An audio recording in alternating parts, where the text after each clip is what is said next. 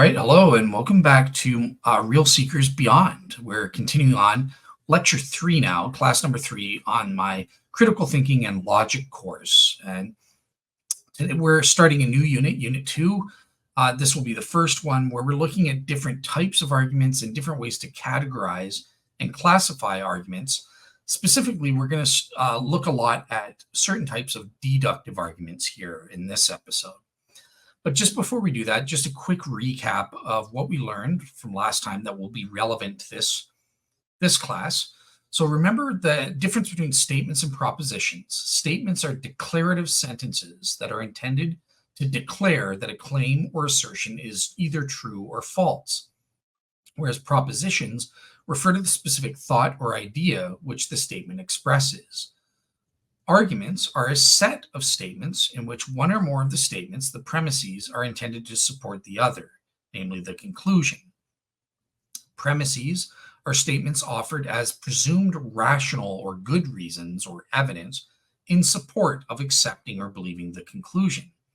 Conclusions are the statements that the person making the assertion or making the statements wants you to accept or believe as being true. And they hold that these are rationally supported by the premises. An inference, then, is the logical move from the premises to a conclusion. Okay, so that's kind of our review from last time. So let's move on to the new. And the first thing to understand in terms of classifying and categorizing arguments is that there are two main arguments that we need to know about for this course. The first are called deductive arguments, and these are basically arguments intended to provide logically conclusive support for its conclusion based on the premises. An inductive argument, on the other hand, are arguments in which the premises are intended to provide probable but not conclusive support for its conclusion. And I have a note, there is a third type of argument. You don't need to know that for this course. I'm just including it here for a bit of trivia. But there are also abductive arguments. So these are inferences to the best explanation, right? So it's a special type of inductive argument whereby one rationally infers or abducts the truth of an explanation given a set of facts, and this is abducted on a balance of probabilities, right? You say hypothesis at P is probably the best explanation for this set of facts. And again, that's abductive reasoning. It's a special type of inductive argument. You don't need to know that for this course. Just understand the difference here between a deductive and an inductive argument. Again, deductive arguments premises provide conclusive support for the truth of their conclusion. Inductive arguments provide probable but not conclusive support for the truth of their conclusion given their premises. So let's focus in on deductive arguments. Okay, so what are the components of a deductive argument? Well, there are essentially two necessary criteria for a deductive argument to be said to be a good deductive argument. In other words, that it does provide a rational basis for believing that the conclusion is true. Only when both of these conditions are met. It's not enough if you meet one but not the other. You have to meet both conditions in order for a deductive argument to be considered logically sound, or what we're going to be saying in this course, deductively strong as an argument. Now, these two words are not the same, right? So one of the textbooks, if you bought the textbooks for this course, in one of the texts, we appeal to logical soundness. And logical soundness just means that the premises are in fact true, and therefore the conclusion is guaranteed to be true if it's logically sound. Now, in this course, we're not going to be worrying about that. We're going to bypass logical soundness as a term. We're going to follow Richard Feldman's term, deductive strength, or do we have a deductively strong argument? And the reason for that is because deductive strength takes into account certain epistemic considerations. Remember, in our last lecture, when we learned about knowledge, we're defining it in this course as a justified true belief. So rational justification is an epistemic consideration, and that's included in the deductive strength. Are we justified in believing one or more of the premises are as being true or not. And justification can come in degrees and that sort of thing. Soundness doesn't.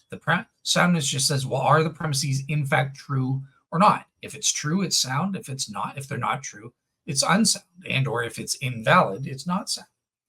Okay, so deductive strength is what we will be focusing on. And there are two criteria for an argument to be deductively strong. The first is that the argument is logically valid. And the second is just what I was talking about earlier. Are we rationally justified in believing that all the premises are true based on the available relevant evidence? So it's about, epistemically speaking, is somebody rationally justified in believing that all the premises are true based on the available relevant evidence? So those are the two criteria for an argument to be deductively strong. We're gonna look at the second criterion a little bit in more detail in our next class, but right now I want to look at logical validity and try to understand that a little bit. Now, validity refers to the logical structure or the logical relationship between the premises and the conclusion. And deductively valid arguments are said to be truth preserving. So what is truth preserving? Well, it's basically a characteristic of a valid deductive argument in which the logical structure guarantees the truth of the conclusion on the assumption that the premises are true.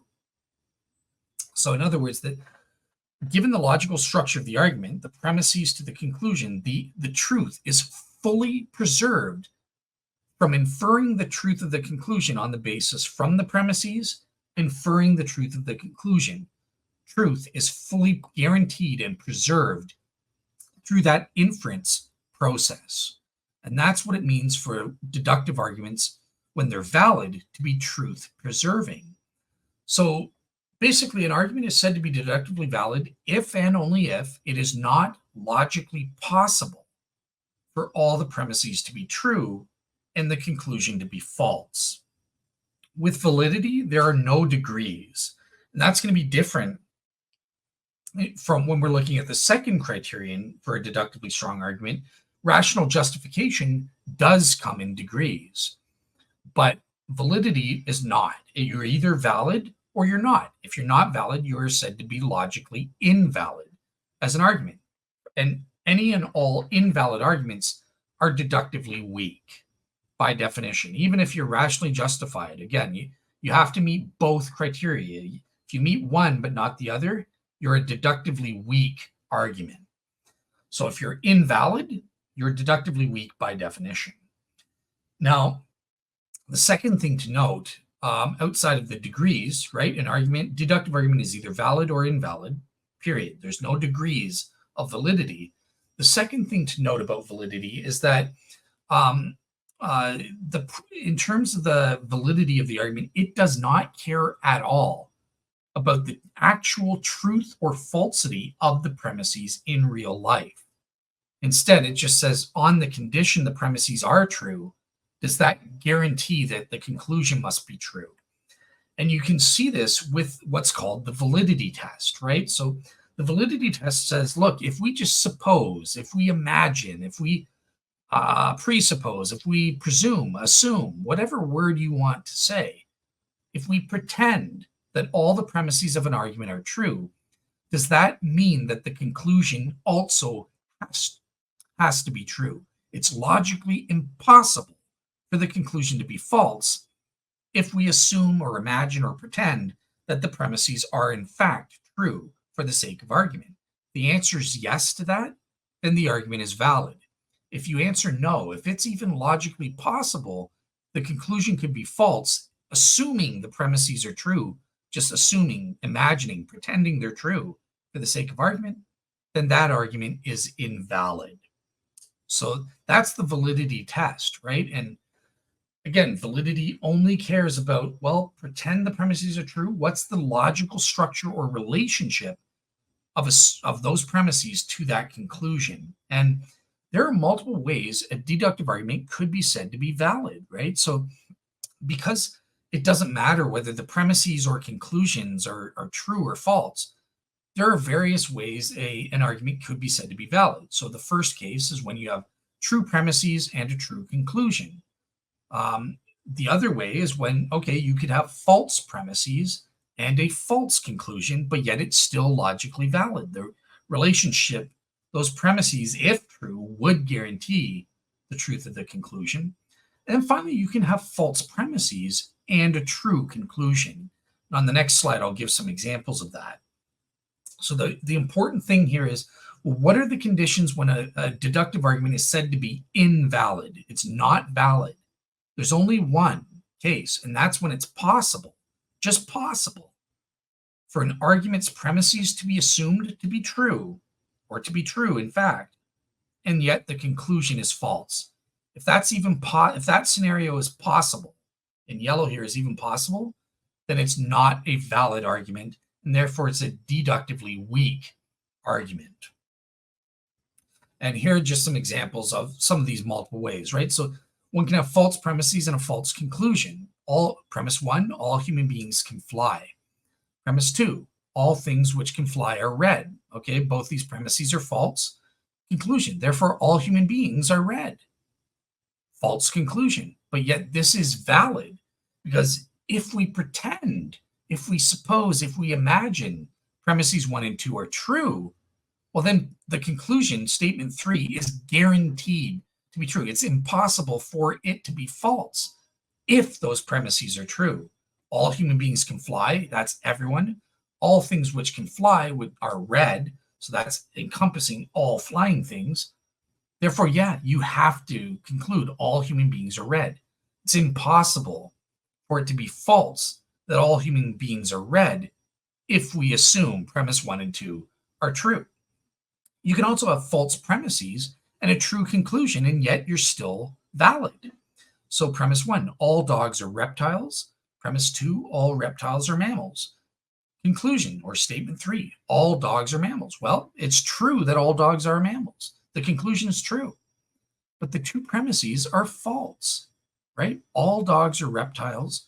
All reptiles are mammals. Those are totally false. And by the way, it doesn't matter.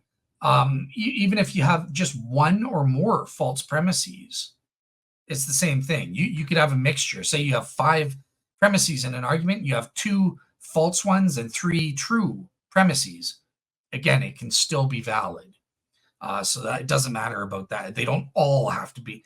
It's not like all the premises have to be false in order for it to be valid. So just understand that. Then obviously you can have true premises, a true conclusion. So yeah, all human beings die.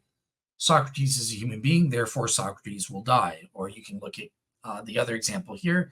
If you're taller than 10 feet, you're taller than 5 feet. If you're taller than 5 feet, you're taller than 2 feet. The conclusion, if you're taller than 10 feet, then you're taller than 2 feet. As the conclusion, true premises, true conclusion, and it's valid. Only when you have true premises and a false conclusion, only that is the scenario where you say an argument is invalid and therefore deductively weak. Okay, so let's look a little bit more at classifying various types of different deductive arguments. And like I said, there are many different types of valid deductive arguments, but fundamentally, the most common deductive argument patterns typically fall into 2 main categories of logic. So the first are within sentential, or it's otherwise known as propositional logic. And sentential logic is a branch of logic that studies ways of combining or altering certain declarative sentences, aka statements or propositions, in order to derive new ones and new conclusions and that sort of thing. So it's about sentences or propositions. Secondly, there's predicate or quantification logic. It's also sometimes known as first order logic. This is a branch of logic that studies propositions as expressed in terms of various predicates or variables or quantifiers, right?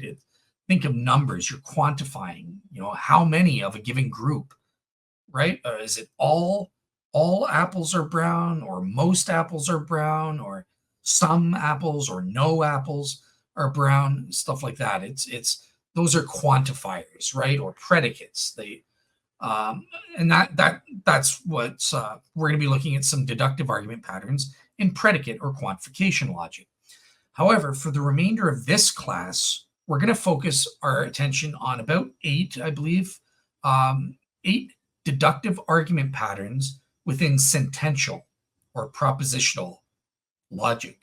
Okay, so there is a little bit of pre-theory that you need to know in terms of sentential or propositional logic before we get into the argument patterns themselves in order for you to understand. So let's get into that right now.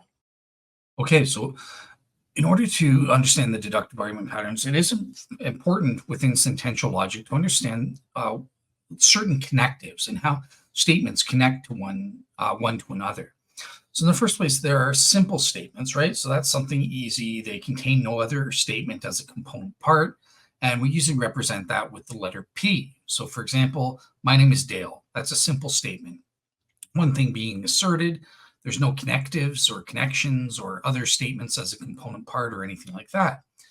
Complex statements, on the other hand, contain at least one other statement or more as a component part. So for example, my name is Dale and the sky is blue. So those are two simple statements formed together to form one complex statement. My name is Dale and I was born on April 19th. Okay, there's another complex statement. And in this case, you're seeing the logical operator, which are basically special expressions which work to combine two or more simple statements into a single complex statement, right? So in that case, it was and. My name is Dale, and the logical operator is and. My birthday is April 19th. But there are other types, right? There's or, if then, not, if and only if, etc., so on and so forth. So those are examples of logical operators. So that's how you combine two or more simple statements into a single complex statement. Now let's learn a little bit more about these connectives. And there are, at least in most basic arguments that you'll hear in life, there are about 5 basic sentential connective type statements, okay? So the first one is a conjunction. That's what we just learned, right? That's a compound statement made up of 2 separate simple statements called conjuncts. And they're connected with the and. And you can see on this kind of table here, so you have the conjunction and it's in symbolic logic, the and is represented by the ampersand. Okay, so you have in symbolic logic, P and Q, which means John had cake and Jill had pie. My name is Dale and I was born on April 19th. Dale was born on April 19th. That's a conjunction statement. Don't need to worry about this. We'll cover the truth or falsity truth values in the next class. Okay, so the next type of statement, and it's important to note that there are other words. It's not always and, right? But there are other words that represent and mean the same as and. So for example, however, although, but, even though, nonetheless, moreover, these all mean and. And here's an example here. Justin Trudeau is prime minister now, but Tom McClare will be soon.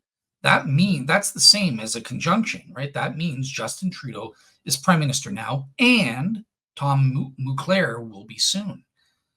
Or the lecture was poorly presented, even though the topic was interesting. That means the lecture was poorly presented and the topic was interesting. And the 2 conjuncts, right? So in this case, the lecture was poorly presented is conjunct number 1, that simple statement. Then it's connected through even though, which means and. And then the second conjunct is the topic was interesting, and they're connected by the and, or the even though. Okay, next we have a disjunction.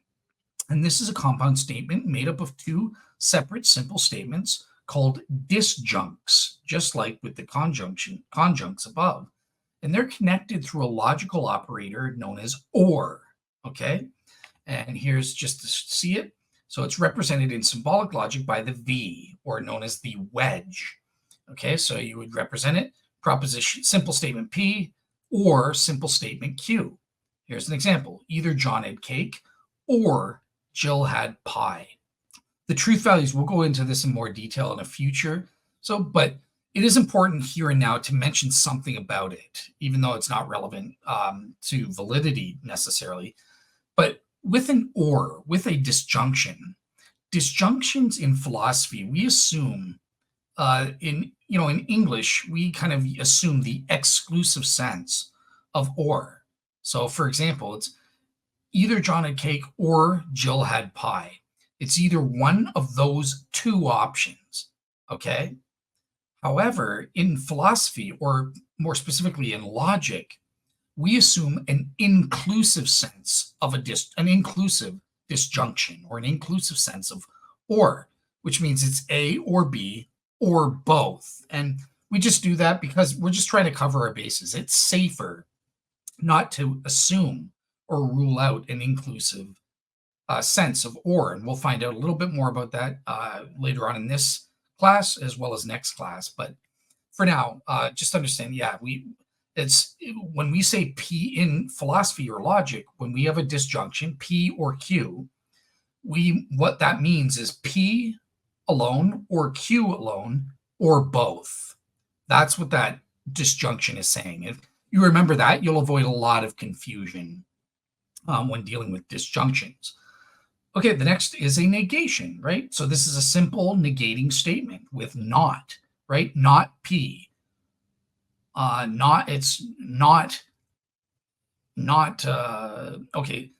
Justin Trudeau is prime minister now. And to fix that up, we're saying Justin Trudeau is not the prime minister now. That would be a negation of a simple statement. And obviously there are other ways to express this. It's not true that, it's false that, it's not the case that, stuff like that are negations. And you can see that in symbolic logic, this is represented by the tilde symbol. So it's not, and then you have your simple statement P. So John did not have cake. Or the proposition John had cake. Okay, so it's not the case that John had cake. However you want to say that. You're negating the fact that the proposition, you're negating the fact that John had cake, or negating that sentence. Okay, the next statement is a conditional, and this is another compound statement, and it has two parts. It has the antecedent clause and the consequent part of it. And it's usually connected by the logical operative if then. So here's just kind of looking at it. Conditional, so it's an if then statement, or a hypothetical, something will be the case on condition that something else obtains. And in symbolic logic, we use the arrow to represent the conditional. So you have P, if P then Q, and that's represented in symbolic logic by that arrow there. Here's an example. If John had cake, then Jill had pie. So Jill having pie is conditional on the fact that John had cake.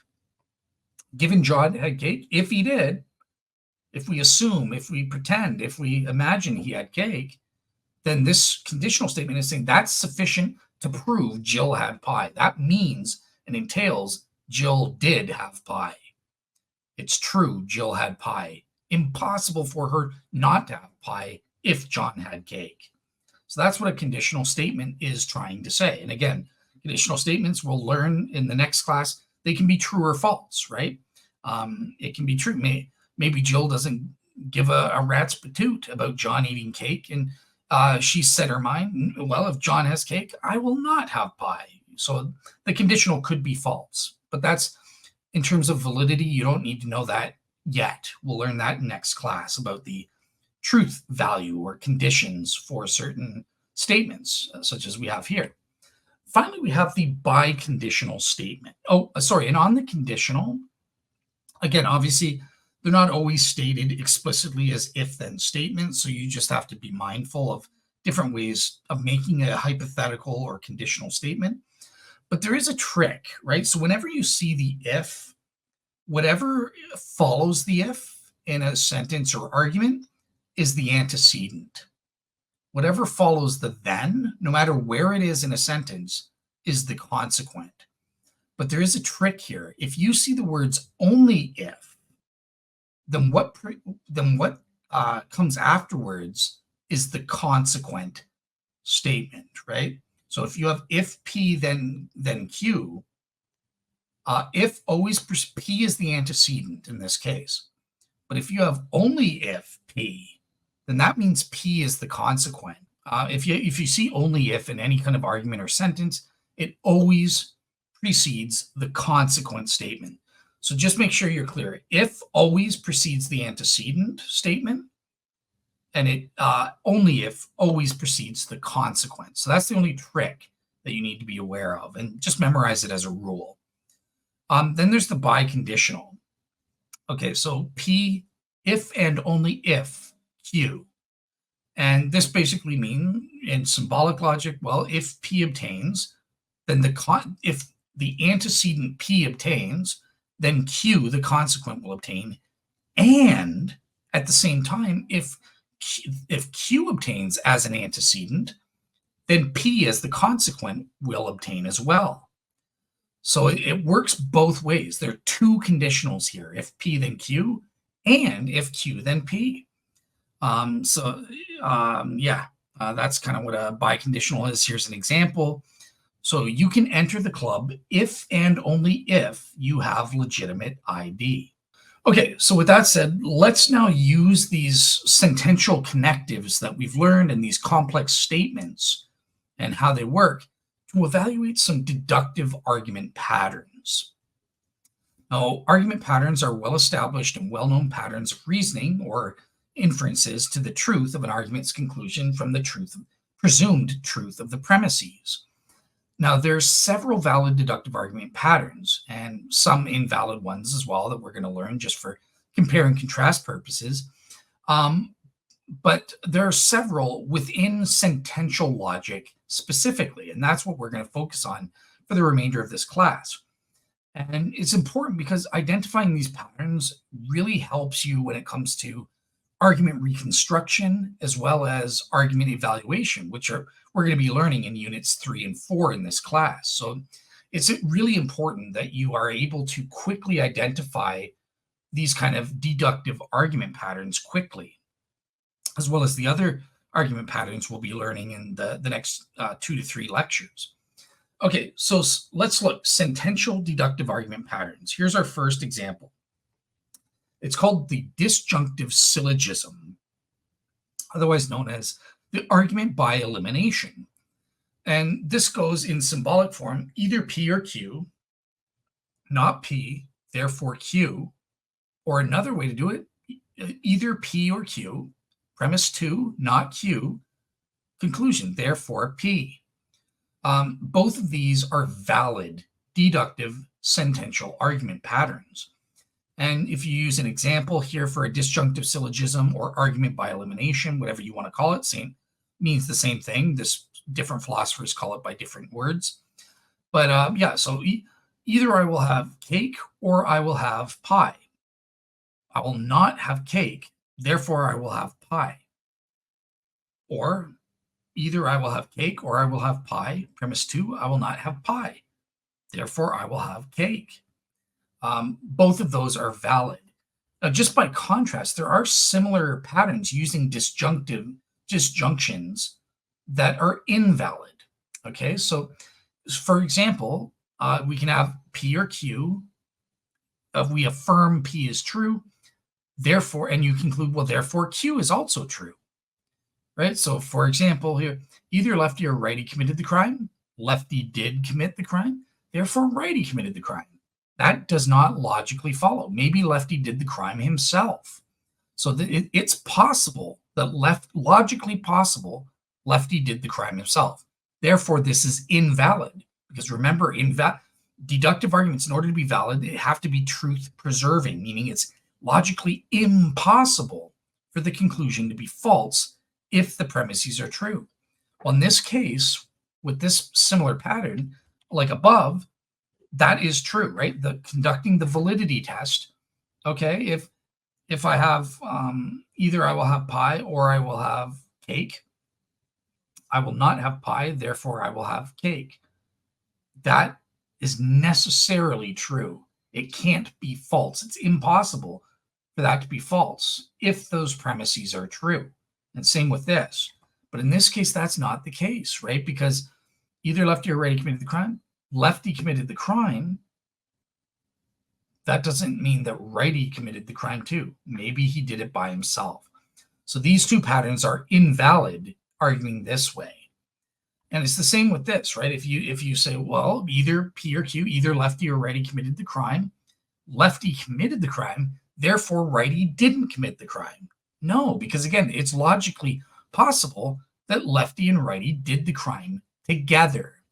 And this is why I was talking about the difference in disjunctions or disjunctive syllogism between an inclusive versus an exclusive sense of or an exclusive disjunction versus an inclusive disjunction. And in logic, maybe not in everyday English, but in logic, we always assume, unless explicitly told otherwise and or it's implicit in the context that it's meant to be an exclusive or sense of or disjunction, we always assume the inclusive just to cover all of our bases logically. And think about that. I mean, think about a detective who's studying this and go, okay, either lefty or righty committed the crime. I know that lefty committed the crime. Therefore righty's innocent. That detective should be fired as a fool. Maybe they did it together. They were conspiring together. They both did the crime. Okay, so that's possible. That's a possibility here. Therefore, this conclusion is possibly false from a logical standpoint. And that's why these patterns are invalid. And only these ones, the disjunctive syllogism form, is a valid deductive argument pattern. Okay, so I hope that makes sense. So let's move on now. So we also have some simple arguments from conjunction. Remember the conjunctions we learned about. Okay, premise 1, we have P, my name is Dale. Premise 2, Q, the sky is blue. Conclusion, therefore, my name is Dale and the sky is blue. That is an argument from conjunction, and it follows from the truth of the two premises, assumed truth of the two premises. Okay, on the other side, the flip side, we have an argument from simplification then, right? So this premise 1 is P and Q. My name is Dale and the sky is blue. Premise 2, therefore, my name is Dale, right? So you simplify, you take out one of the conjuncts and you reduce your conclusion just to the one conjunct that you need. And it could be the same if I go, okay, P and Q, my name is Dale, premise 1, and the sky's blue. Okay, I don't care about my name being Dale. I don't need that for my argument. So I'm going to simplify it and just say, therefore, the sky is blue, therefore Q. And that's called the argument from simplification. Argument from conjunction and the argument from simplification are mirror opposites. You're basically doing the same thing, just in reverse, I would say. Okay, the next argument patterns rely on conditional statements. Remember the antecedent statement, the if-then, logical operators connecting an if, an antecedent statement, and a then consequent statement. So the first valid argument pattern is known as affirming the antecedent. Okay, it's otherwise known in Latin as modus ponens. It says, if P, then Q, premise 2, P is true. I'm affirming the antecedent. Remember, the antecedent, P, whatever that proposition is, always comes after if. Unless it says only if, then it's the consequent. Then it would be the then part. Okay, and then Q, the consequent. If P happens, then Q will happen. If I jump in the swimming pool, then I will be wet. Premise 2, it's true. I'm affirming I did jump in the swimming pool. Conclusion, therefore, I will be wet. It's impossible for that conclusion to be false if we assume the truth of these two premises. Therefore, this is a valid argument pattern. Now, what's interesting here is that the reverse is not also true. Affirming the consequent is invalid, right? Because it is possible, right? So same example. If I jump in the swimming pool, then I will be wet, premise 1. And it's true, I'm wet. Q, premise 2 is Q, right? If you can see it. And then I conclude, therefore, P is true, right? Therefore, I must have jumped in the pool. Well, no, that's false. Why? It's invalid because it's logically possible that I didn't jump in the pool. Maybe I'm wet for another reason. Maybe I got squirted with a hose by my buddy, or my worst enemy. My that heretic David Russell showed up and threw a water balloon at me, and that's why I'm wet. It's possible that I could be wet, but I didn't jump in that pool, and that's why affirming the consequent is an invalid argument pattern, whereas affirming the antecedent is a valid pattern. Now, on the flip side, denying the consequent is a valid argument, deductive argument pattern. It's known as modus tollens in Latin. And it says if P then Q. So let's keep using that same example just for consistency. If I jump in the swimming pool, then I will be wet. Premise 2, I'm not wet. Well, therefore, not P. You can deny the antecedent. If I'm not wet, then I know for a fact I didn't jump in the swimming pool. And that's valid because it's logically impossible for me to be not wet if I did jump in the swimming pool. If P is false, if P is true, then I have to be wet. And we know that from premise 1. So that's denying the consequent is valid. On the flip side, though, denying the antecedent is invalid, again, for the same reason, because it's logically possible for the conclusion to be false, even if the premises are true. So again, using that same example for denying the antecedent, if P the antecedent, if I jump in the swimming pool, then the consequent, I will be wet. Premise 2, I didn't jump in the swimming pool. And then you go, therefore, I'm not wet. Therefore, not Q, not the consequent. That's invalid, again, for the same reason. Maybe I didn't jump in the swimming pool, but I'm wet because of that bugger of a heretic, David Russell, with his stinking water balloons, is pitching them at me and getting me all soaked and stuff like that, right? So that's logically possible. The conclusion could be false, even if we assume the premises are true. That's why denying the antecedent is an invalid argument pattern, whereas denying the consequent or modus tollens is a valid deductive argument pattern. Okay, sixthly, we have what's called a hypothetical syllogism. And I looked this up. So that heretic, David Russell, apparently says that affirming the antecedent and denying the consequent are also called hypothetical syllogisms and that sort of thing. And looking it up, it looks like there is some truth or difference in terms of there is some truth in terms of calling them hypothetical syllogisms. And I'll explain that in a moment. But for our class, we're assuming the pure hypothetical syllogism, the proper definition in logic. Okay, so a hypothetical syllogism is, quote unquote, premise 1, if P then Q, if you have some antecedent then Q, right? So let's stay the way I was. If I jump in the swimming pool, then I'll be wet. Okay, if I jump in the swimming pool as the antecedent, then I will be wet. Wet is the consequent. Premise 2, and if I'm wet, if Q, then R, right? If I'm wet, then I'm going to need a towel. Therefore, if P, then R. So therefore, if I jump in the swimming pool, I'm going to be upset, or I'm going to need a towel. Whatever you want R to represent in terms of the statement or proposition. Let's say I'm going to need a towel. Let's say that. Now, hypothetical syllogism, right? So again, that follows.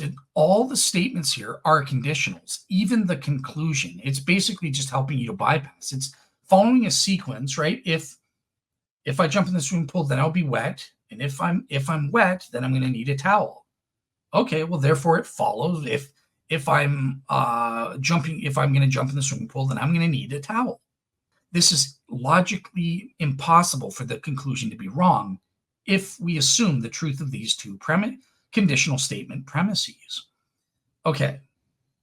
Now, just before I get into addressing Mr. Russell, it's important to look. Here are some examples of invalid forms of hypothetical attempts at making something similar to a hypothetical syllogism, right? So if A, then B, right? If C, then B. So that, using our same example, if I jump in the swimming pool, then I will be wet. If I have a towel, if I need a towel, then I will be wet. That doesn't fall. And then you try to say, well, therefore, if A, then C. That does not follow, right? It has to be if A, then B, if B, then C. So yeah, that gives you kind of a good example of invalid similar patterns. It's only when you have that logical sequence. If A, then B, if B, then C, if C, then D, kind of thing. Therefore, if A, then D, or if A, then C, is for the hypothetical syllogism. Two premises there. Now, addressing David Russell's heresy, why does he call these two things hypothetical syllogism? Well, some online sources, not official sources, our textbooks would never define it this way in a proper logic course. There is only one argument pattern known as hypothetical syllogism, but some online internet people say, well, there's a difference between a pure hypothetical syllogism, which is argument pattern number 6, and mixed hypothetical syllogisms, which apply to affirming the antecedent and denying the consequent. And I get that, right? Because these employ one premise that has an if-then statement, that has a conditional or hypothetical statement. Hypothetical statements are just another way of saying conditional statement, right? On the condition that P, then Q. That's the same as saying, well, hypothetically, if P were true, then that would mean that Q is true. So these are affirming the antecedent and denying the consequent are syllogisms, right? They have two premises and leading to a conclusion that employ at least one hypothetical statement or one conditional statement, one if P then Q, or one if then statement. Whereas the hypothetical syllogism has two premises that are if then statements, two conditionals, and the conclusion itself is a conditional, right? With affirming the antecedent and denying the consequent, they employ two premises, but one of those premises is not a conditional. It's a factual statement. It's either affirming the fact of the antecedent or it's denying the fact of the consequent. Okay, so there's a factual premise with these. And that's why I guess some people call it a mixed hypothetical syllogism. Don't get confused. That's not proper logic, according to Oxford University and what I teach at a secular university. And I even looked it up. William Lane Craig also teaches this in Philosophical Foundations for a Christian Worldview. He also uses the precise words and terms that I'm using here. He doesn't follow Mr. Russell's heresy about, oh, well, there's three hypothetical syllogisms, and how do you distinguish between them? Who knows? Mixed versus pure. Don't worry about that for this course. This is the proper terminology that you need to know. There's only one argument pattern that is the hypothetical syllogism, and that's this one. The next argument pattern, deductive argument pattern, is called contraposition. So this says if, and this is the last one, if P, then Q, so we have that conditional statement, and then it just goes, therefore, if not Q, then not P, straight to the conclusion. And as you'll notice, some of the argument patterns just have one premise. That's okay, right? You can have one premise arguments that lead to a conclusion. And another thing here, there's logical equivalence, right? And stuff like that. So in terms of contraposition, if P, then Q, therefore, if not Q, then not R. Now, see how this is similar to denying the consequent, to the modus tollens, right? That we learned about here. It's the same thing. It's the factual premise saying not Q, right? But it's a conditional. It's not factually denying Q. So we still don't know if Q is false or not. But it's saying, but if we did falsify Q, if not Q were to be true, or in other words, if Q were to be false, then we would know that not P. And we know that because of modus tollens logic, because we know that denying the consequent is a valid deductive argument pattern. So that's how we can conclude this through the argument from contraposition. Okay, if you tell me if I jump in the swimming pool, then I'll be wet. Therefore, I know through contraposition that if I'm not wet, then I didn't jump in the swimming pool. Okay, so the conclusion is, again, a conditional opposite there. So I hope that makes sense. Awesome. So that's it for today. I know that's quite a lot to go through. Next time, we're going to continue classifying deductive argument patterns by looking at some more valid deductive argument patterns within predicate logic this time, as opposed to sentential logic. And also with respect to the deductive strength of a good deductive argument, there was that second criteria. So once we finish the valid deductive argument patterns and finish our study on validity, we're going to move on to the second criterion for deductive strength, the rational justification criterion. And what does that entail? And we'll be looking at things like truth tables and to assert, okay, well, what are the truth values for some complex statements that are used in deductive argument patterns, valid deductive argument patterns? When is a conditional statement true? Under what conditions is it false? Under what conditions is a conjunction true or false? And that sort of thing. And there are things called truth tables that we'll start looking at to help us understand when certain statements are true or false that are commonly used in these common deductive argument patterns. And then finally, if there's time, we can look at inductive arguments, or else would probably prefer just to split it up and have that as the next class following that. So that'll be 2 classes from now. But here in terms of the course overview, we've completed Unit 1, and we've gone over Lecture 1 of Unit number 2. And we've got at least 2 more lectures to go for Unit number 2 before we move on to Unit 3. So with that, I hope it was helpful, and have a great week, everybody.